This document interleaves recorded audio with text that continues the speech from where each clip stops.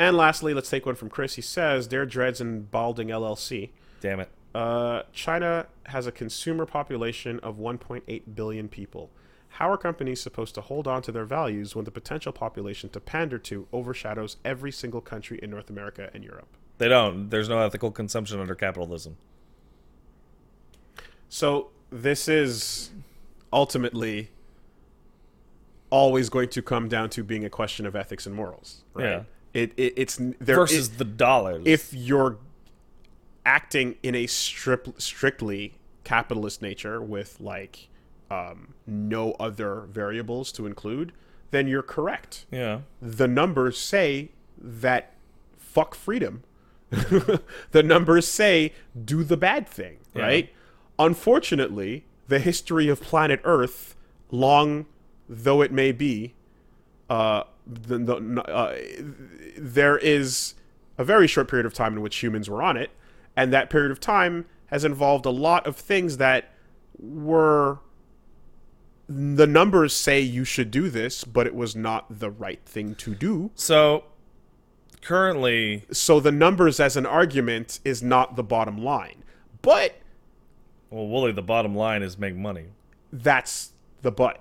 The bottom line is make money, right? Now, who are you in life? Are you someone that actually agrees with that? Or are you someone who is aware that this is the way they operate and thus are just ready to shrug because that's what... Well, that's how you operate. Here's the thing. At the current time, Blizzard people say that China has a consumer base of 1.8 million people. Billion people. It's not exactly true. It has a potential consumer base of 1.8 billion people. Currently, China only makes up, for example, let's talk about Blizzard, only makes up about 15% of their income, right? Because Blizzard's not all that popular in China. Part of that is not being a Chinese company. Part of that is China doesn't push them like China likes to pick favorites. Even if you had to give or take $1 billion. Right. Yeah, but sure. But what I'm saying is right now, China only represents 15% of Blizzard's income. It is the kind of thing where these are kind of hedging bets in the future, become a known name in this area. So it's a bigger deal for companies like the NBA. Sure. But what I mean is that this is looked at as free money. All we got to do is make them happy. Not do this, make them happy. Money, money, money. Take that skeleton out of the game. The part where it starts to fall apart is where all of your existing markets go, hey, fuck off. Now, that hasn't happened yet, and boycotts are very far away because whatever. But, like, it is interesting to see how these kinds of things can endanger the home market. Do I think they will endanger the home market? No. Because most people don't give a shit. Right? But on that thing, when it's a bad look, the word gets around. Yeah, look, who cares? But it doesn't. Yeah. No, I get that. Ideally, there needs to be some sort of per country federal thing that goes, hey, but if you're going to base and sell your shit in this, you have to abide by certain whatever abroad. At the same time, like, you can't write off every example of, like, that type of decision being made affecting the business because, like, I did read... There was a report somewhere about how much money the NFL lost after the whole kneeling scandal, right? And like the nonsense that followed, and like the bad press and sure. Right? So that does exist, and clearly the fact that you're hearing people bend over backwards and double speak to try and not piss off either side, and means that they're trying their best to douse the fire on one side and ignite the fire on the other, you know? But yeah, I think the problem ultimately is going to come down to, like, if you're trying to project yourself as, again, like a company that's operating with a slug line like every voice matters, then when you have to be beholden to that, you look like a fucking fool. Yeah, but looking like a fool doesn't hurt business. Not usually. Boycotts hurt business.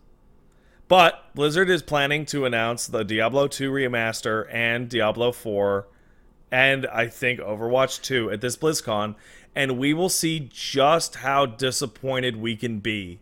But looking in like people, and how all those memes and all those Hong Kong fucking with them disappear after those announcements. Sorry, my brain's doing the thing where you say the thing and I have to think about the thing before you, even though you moved on to other stuff. But looking like a fool is a result of doing something bullshit. Yeah. And the bullshit action is the bigger point that leads to the boycotts. Yeah. It's all... But, we're talking about the games industry. Games industry doesn't do boycotts. People say they'll do boycotts. They don't do boycotts. Yeah, no, that's true. But, that... Or rather, not for a long time. But at the same time... we're getting off topic because I was going to say that there is something tangible to the bad press when it prolongs for an extended period of time. Sure. Right? Blizzard's issue with this whole thing is not going away anytime soon, especially since the Hong Kong issue is not going away anytime soon. As long as those two are as long as one of those is in the news, the other's going to be in the news, and guess which one is going to last longer. Yeah. Right? So, when it comes to that email, just about hey man, look at the amount of people here. Yeah, how are federal intervention is the answer to that. That is how that becomes a thing. Because if you're looking at what we talked about last time, where it's hey, there's a giant list of companies that have slowly been influenced by China in these different ways, and they've purchased in at different amounts, right? And we talked about Tencent and all that shit. The claw that reaches in and holds down everything according to what China wants to hear has more and more influence, and you can't really untie yourself from that without federal intervention. It says a lot about the way the world currently works, that because you can't expect these companies to just agree to forfeit a bunch of their shareholders and a bunch of their profitability. It says a lot about the way the world works, that based on a country that is ostensibly a communist state is showing everybody how a capitalist corporate dystopia works. Right? Yeah, the bill got killed. Hey, one guy in the chat, the bill got killed, but they're still fighting for the 5 individual things. Money. They announced the bill was going to get killed a while ago. That's not the news story. Get informed, buddy. The money. Yeah, the fact that we're talking about a situation where this is entangled, you can't expect them to just forego these profits. There's no reason to ever have a shareholders company. don't give a fuck. They'll never let go. Shareholders don't even give a fuck about reality in a lot of cases. They're never gonna let go of that. This is actually really similar to wrestling, but instead of China, Saudi Arabia. And China, right? Yeah. Well, and Saudi Arabia has the most insane demands. One, we want people that are retired to come back and win. We want the title to change hands here. We can't have the women folk out like this. We can't have people from certain countries out here. And the one that got me the best was for the first Saudi show. One of the guys was yeah, we want Yokozuna there. And the response came back, dude, he's dead. Yeah. And the answer, we want Yokozuna there. So they dressed up a guy like Yokozuna. I didn't hear about that. And pretended that he was fucking alive. I didn't hear about that. That's insane. That's wild. That's fucking wild. So the part of this conversation that I have a bunch of the times, and again, keeping up with news and everything, would inevitably lead to so there's what we're talking about. Oh, they asked for Ultimate Warrior too. Jesus. So there's what we're to be fair, there's more than one.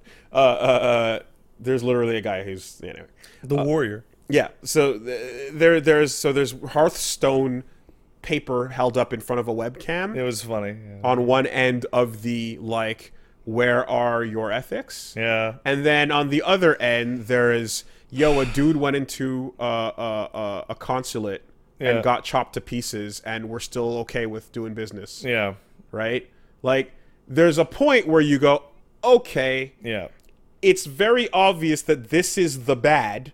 Well, we're not going to dive into what countries are doing what dirt, because a lot of countries are doing a lot of wildly so, right? So it is impossible to expect that, there will be a sudden change in the way business is done, and people will just see the light. Yeah, people don't care. It's just money.